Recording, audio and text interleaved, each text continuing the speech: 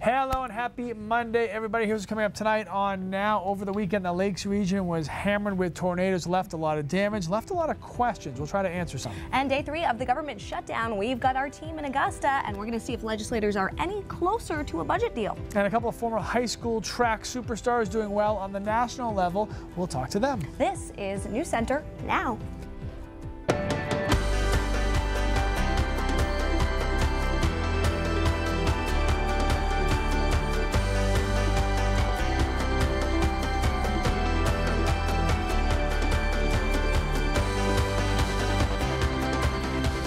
Mainers are picking up the pieces of their homes and businesses after tornadoes ripped through the Lakes region, and many people still don't know how much it could cost to rebuild their lives. Good evening, everyone. I'm Jessica Gagne. And I'm Lee Goldberg. Imagine being inside of your home and literally staring at a tornado coming at you. You don't really imagine that scenario happening in Maine, but 4 tornadoes touched down on Saturday. All right, Dustin Vlodkowski is surveying some of that damage along some homeowners who still have no idea how much these brutal repairs are going to cost. Hey, Dustin. Yeah, Lee and Jess, and you can see some of the damage right here. This is the top floor of Donna Bruton's home. She and her daughter and her dog were all in this house, and amazingly, none of them were hurt whatsoever. A tree hit this building so hard, it actually shifted it a little bit, according to her insurance adjuster. Now, Donna is one of many people around here trying to figure out how exactly to clean up right now. Tree removal companies have been using cranes and chainsaws to get branches off of roofs. Maine's Emergency Management Agency says damage is relatively isolated to individual pieces of private property. Since there isn't much damage to public property, MEMA says the burden for repairs is almost solely on property owners. Folks on Highland Road here, for instance, are now working with their insurance companies to figure out what's going to be covered or not. Most still have no idea, and it may be days until that becomes clear and the beginning of the cleanup is over. Q team was here yesterday morning and removed all the weight from the house, and they'll be back in a few more days to clean up the mess and get the rest of the trees that are hanging over. Well, it's complicated because there's insurance for the, we hope. We're working with the insurance company now, and adjusters come out and they're going to do an assessment. We've had to just go ahead and have tree service come. Overall, MEMA does not think there was enough damage to public property to request assistance from the federal government. They have 30 days to submit that request if they do think it ends up being needed. Lee and Jess. All right, Dustin, thank you very much. Now, while all this was happening on Saturday, meteorologist Ryan Breton was right here in the thick of all this and just kind of watching as all of this developed. So, I mean, we have so many questions from us and from viewers. Yep. And so, first and foremost, I mean, can you forecast a tornado? How do you not know 4 tornadoes are coming? I don't mean you. I mean, in general. Anyone. This was a really unique situation, and if we can take the graphics, we'll talk about this. Usually when you think about thunderstorms, you get them from a cold front.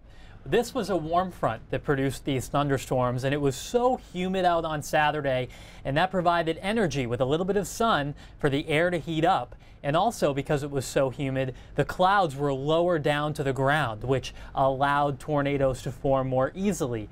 Additionally, one other thing, the wind direction. At the ground, the wind was coming in out of the south, and up high in the sky, that wind was coming in out of the southwest, and that allowed those thunderstorms to spin and for tornadoes to occur.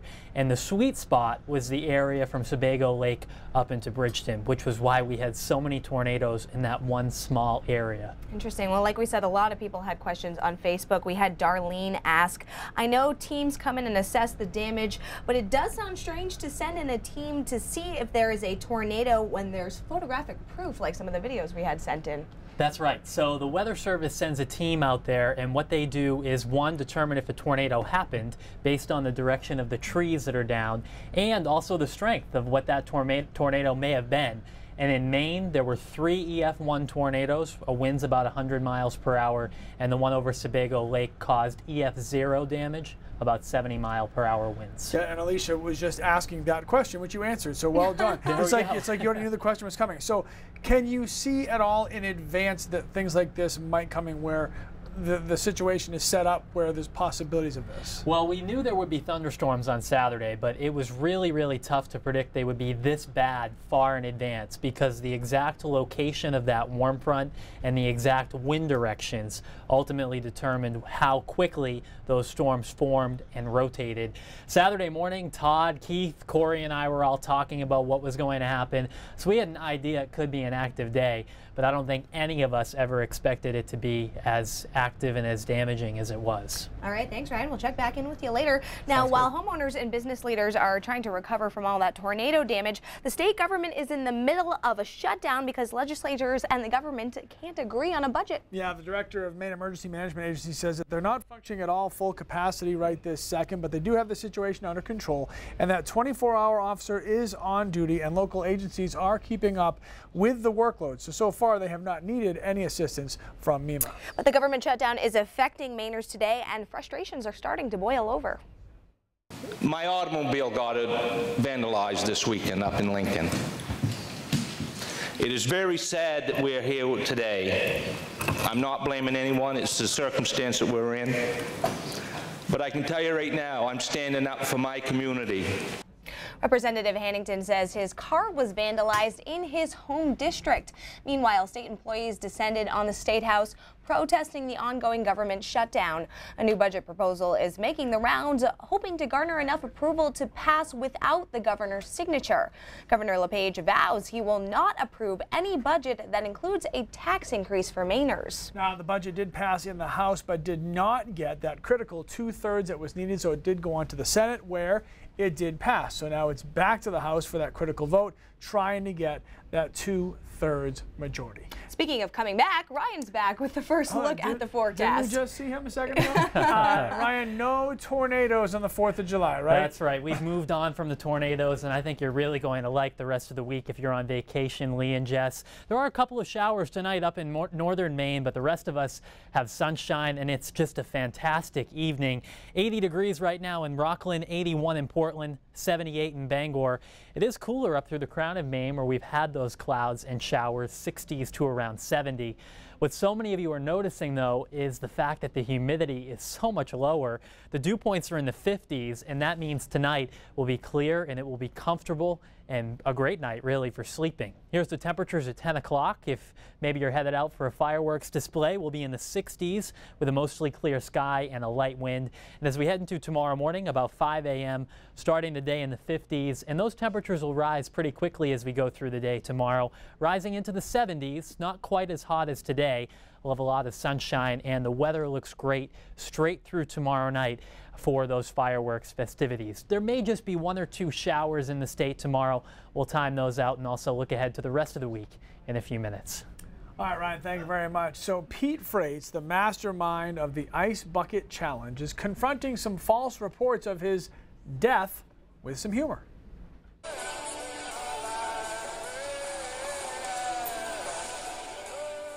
A few years ago, thousands of people all over the world dumped buckets of ice water over their heads to raise money for Lou Gehrig's disease, also known as ALS.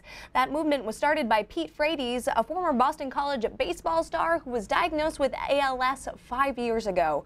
Somehow, a rumor began circulating on the internet that he had died from his illness, but today he used his huge social media following to prove he is still fighting. He's getting a lot of support today as well. Steve Gleason, a former professional football player battling ALS himself, shared his Pearl Jam playlist with Pete. Apparently the two athletes have similar musical tastes. And Pete's mother was the first to reply to rumors that he had passed, tweeting, "The family wants everyone to know that he is resting comfortably at MGH." And today Pete's alma mater showing off his Independence Day spirit, saying he is the greatest of all time, with apologies to Tom Brady.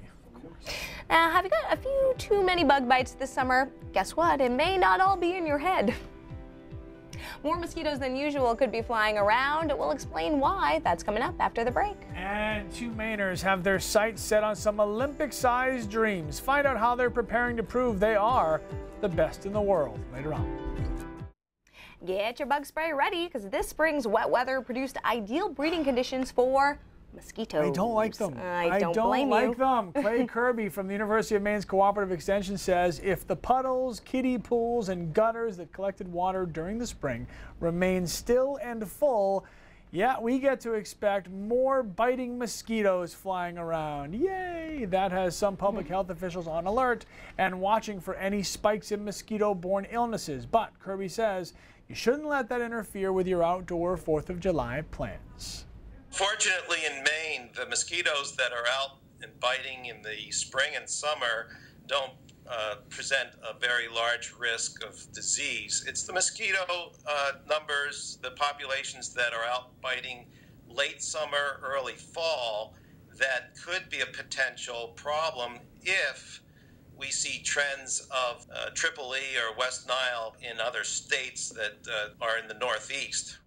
Kirby says the Maine CDC monitors any increases in mosquito-borne diseases and alerts the public as soon as anything of concern is spotted. He says long sleeves and bug sprays that contain DEET are your best resources for keeping mosquitoes off your skin. I'll take some DEET with a side of DEET. All right, a lot more local news coming up on Now. We'll talk to two Mainers about their athletic stardom and how they're getting ready to compete on the world's biggest stage. Plus, acupuncture for a giraffe? Weird, but true. We'll tell you why when we come back.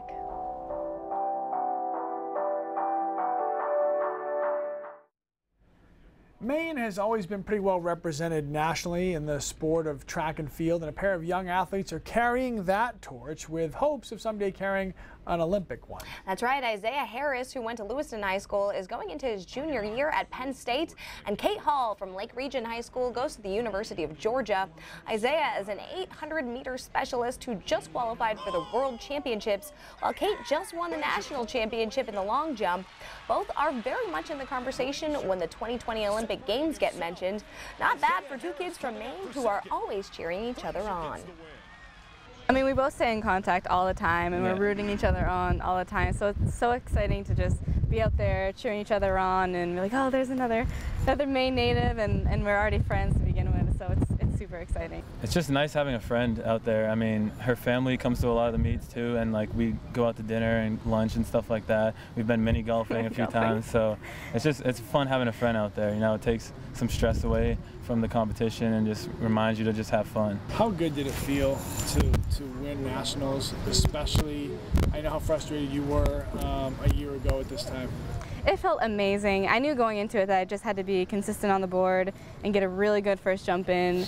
And I knew that it was going to be kind of cold and chilly, so I was hoping I'd be able to handle that better than some of the other girls, since I'm from Maine and used to that. And I was able to do that, and it was the best feeling. It's been my dream forever to accomplish that, so it was amazing. So you just qualified for Worlds. Just tell me what that was like. I mean, it was a dream come true, really. It's like, it was an awesome feeling crossing the line, getting second. You can see me celebrating in pictures. Probably one of the only times I'll celebrate for second. But yeah, it was so awesome. I was so, I felt really blessed, and I was so happy with everything. And Isaiah will head to London to compete in the World Championships. That's going to be from August 5th until the 13th. And I mean, I love these kids. I mean, awesome kids. It's so great to see these kids highlighted when they're in high school, and we see all about them. And then for a lot of time, it's just like, hey, whatever happened to that person? But these two are certainly representing our state very well. Sure, and first time I met Kate Hall, she was actually speaking at a camp for girls, which was amazing. So they're very willing to give of themselves and give back in order to make sure the next generation has a nice, way forward paved for them. All right, 2020, fingers crossed, Olympics, right here on NBC, by the way. In case you want Oh, there we go. Self-promotion already 3 years out. So now we're going to talk a little bit about 4th of July weekend and gas prices. Prices at the pump are making travelers pretty happy. GasBuddy.com projecting a national average of $2.21 per gallon on July 4th. Now that's 12 cents lower than the average price of gas at the start of the year. And it hasn't been that low on Independence Day since 2005. GasBuddy says the average price of gas today in Portland, $2.23. Some gas stations are offering fuel for as low as $2.09. That is certainly welcome news for tourists who plan to spend their time in the area this summer. Yes, prices are definitely better this year. We come up to Maine at least 3 times from Cape Cod. We always fuel up right here at this gas station before we head back. And the gas prices have definitely helped us want to travel more. Experts say the price decrease can be attributed to the abundant supply of petroleum being produced worldwide, a trend that doesn't seem to be slowing down anytime soon. All right, so the gas might be cheaper, but now it's more expensive to park. Oh, yeah, there you go. So in Portland, at least, metered parking went up 25 cents per hour starting Saturday. Not the only parking change planned for Maine's largest city. There's a new mobile app that will allow visitors to pay meters from cell phones and then receive alerts when a meter is about to expire. So you might not need to save up those quarters for much longer. And there are already some meters in Portland that will accept credit cards. Ooh. And it might not be Independence Day yet, but Mainers are showing their patriotism. This is a look at the 10th fairway, I think, at Willowdale Golf Club. There you go. Thanks to Rick for sending this in. You can see the American flag mowed into the grass on the 10th fairway. You're like, I don't get it. I'm it's like, grass?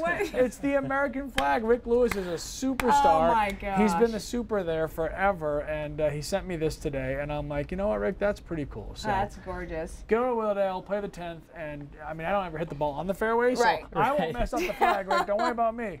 Well, won't be scuffing it up, you know? Yeah, I'll be in the trees if you need me. Right. Good time for golf, too, right? With the next few days? Definitely. And hey, backtracking real quick, Isaiah going to Penn State. Yeah. I went there. Did so you? Oh. Always happy to Did you run the 800? I did in high school. Did you qualify for the World Championships? Neither. Then go over there. Let's go talk weather right now. It's a nice evening out there, that's for sure. Maybe a little bit warm for a run, at least by my standards. It was warm out there this morning.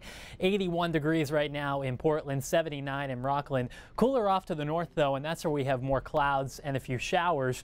The reason why it's so warm straight to the coast today, it's an land breeze, not an onshore breeze, and it's out of the west at about 13 miles per hour in Portland right now.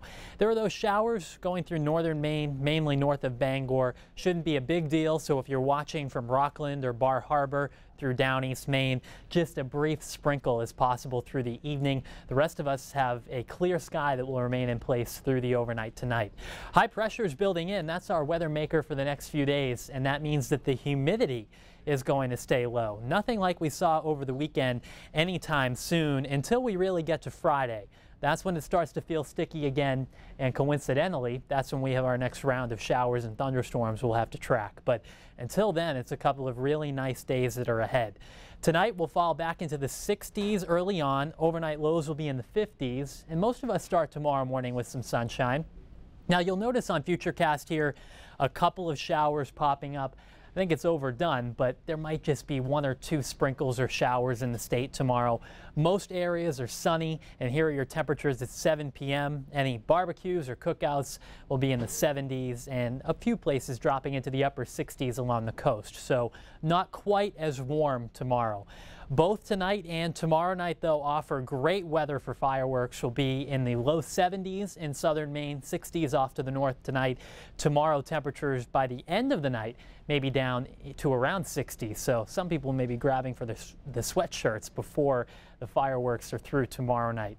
Here are the highs tomorrow. They're a good deal cooler than today, but still very nice. 76 in Portland, about 70 for the Bangor area, low to mid 70s, 72 in Rockport for the high tomorrow. So it's another good beach day. We'll have highs in the 70s. It's another afternoon low tide, so plenty of beach space. The water temperature is still in the upper 50s, though. Usually by this time of the year, I expect us to be around 60, and we're just not anywhere close to that at this point. Here's the 7-day forecast. You can see the next 3 days look really good. Will be either side of 80 inland. The next chance for showers and storms comes in on Friday, and that's really when it starts to feel more humid too. Doesn't look like we'll have any severe weather, but can't rule it out, so we'll watch as we get closer to that. Looks like that front will move out on Saturday, and next weekend right now looks pretty good as well. 70s to around 80 with lower humidity and sun and clouds. Guess which days I have off, just by your map. Friday and Saturday? Yes, that would be right. Oh, great. Wonderful. Well, thanks, Ryan. I'll try to stay dry. So when dealing with chronic pain, it's all about choosing the option that's best for you, and a lot of people prefer acupuncture to traditional medicine. Yeah, including one patient who's more than 13 feet tall and 2,000 pounds. Abby Nesgoda brings us the story of a giraffe who is relying on acupuncture to treat arthritis. 100 species and even more visitors who all come here to see them. Our giraffes are one of our most popular animals. But it's what they can't see that sets the Roger Williams Park Zoo apart. We're really inventing new things every day and trying to figure out what will and won't work. And what they've been doing lately for this 24-year-old giraffe named Sukari is working well. We think that really it's keeping the arthritis at bay. One of the only zoos in the country who treats her arthritis with acupuncture. Sukari touch. The goal and even the needles are no different than human acupuncture. The points are very much the same across species. Just a much bigger patient. She had a little bit of hesitation right at the first treatment, some of the tail swishing and flicking. There was a lot of things we had to consider. Would the giraffe tolerate it? Would it be effective? 45 minutes and 14 needles in her fur later, Sukari is back with her herd. While visitors here may have no idea she has these sessions every other week, those with the zoo say it's progress they can see. We know eventually her time will come, but until that point, and we're hoping it's not for a while, she's going to have a great life here. All right, her neck might be longer than a human's, but believe it or not, giraffe and people have the same number of vertebrae, and that number is 7. Interesting, and Sukari is really getting up there in age. She's 24, and the life expectancy for a giraffe is generally in the teens, so yeah, you're done. Right, that doesn't work for me. Cindy Williams is ageless and joins us now for the 5:30 He's always trying to score brand points, isn't he? Unbelievable. I know. So, fourth plans. A lot of people plan on splurging on a lobster roll, and that's a little bit more of a splurge these days. The prices, well, have really gone up in places. It really depends on where you go as to how expensive it is. Coming up, we're going to look at why the prices are so high in some places and why they are starting to come down. Plus, champagne and caviar dreams put on hold. How the budget battle is bad news for you big dreamers out there. That's all coming up at 5:30. All right, thank you very much. Still to come on now. Man seeking young woman who loves hoop skirts and waterfall braids. This is not your average online dating profile, but find out why this personal ad is going viral. Keith is off today, so no brain drops, wah wah. But we do have this little nugget for you. If you're looking for a loving husband with a steady job and good teeth, we may have found your soulmate. I love this story. As long as you don't mind a small, tiny little age difference, because this is a personal ad going viral more than 150 years after it was posted. A man from Aroostook County sent this ad to Harper's Weekly in 1865 saying he wanted to buy bread and butter and hoop skirts for a lucky young lady. It's labeled Chance for a Spinster. At 18 years old, he says he is ready for a wife with 18 acres of farmland and a love for the Star-Spangled Banner. Come on, that's when it was love. That was when it was right, simple. swipe left. I don't even know. We're not swiping on this nice young guy. I guess not. Yeah, well, he's 168. I mean, he looks good. If I read that, I don't know. I would be flattered, but it was, it's nowadays. So 150 sorry. years ago, it right? was very sweet. It is. We need more of that. Anyway, News Center 5:30 comes up right now.